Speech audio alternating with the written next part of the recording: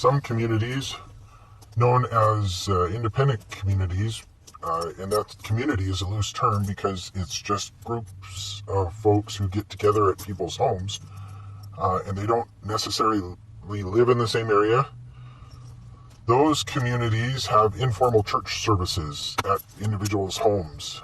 Sometimes they might go to a park in the summer, or they might rent a hall once every while to get together as a group of independent fundamentalists. But in some of the more organized communities, they have church meetings, and they roughly follow the church format that I recall from the 1970s and 1980s. And that format is, one of the things that they do is have primary talks. They still have primary on a separate day of the week other than Sunday. And children ages, maybe 4 to 12 go to primary. One of the things that those children do is speak in sacrament meeting. And it's, of course, to give them the opportunity to talk about the gospel in front of people, public speaking experience. To give them a challenge to do something that gets them out of their comfort zone, to give them a chance to be a little creative with their talks, although most talks are helped along or written by parents, usually moms. But some of them are really creative, and it's really fun to watch these primary kids get up and talk about their take on what the gospel is. And in fact, it's a lot more exciting to listen to primary talks, I think, generally, than it is to listen to the talks of the adults who have to kind of be within the normal adult range of what's acceptable, right?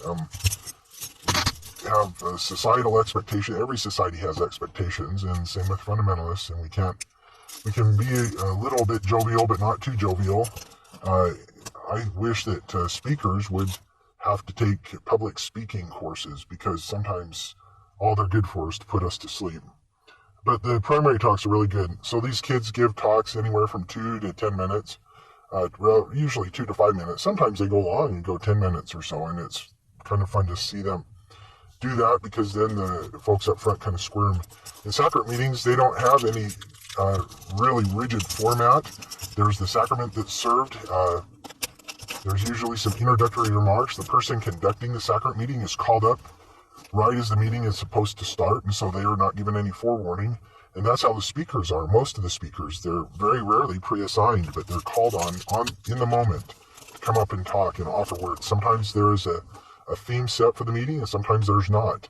The idea is that people are supposed to go by the Spirit.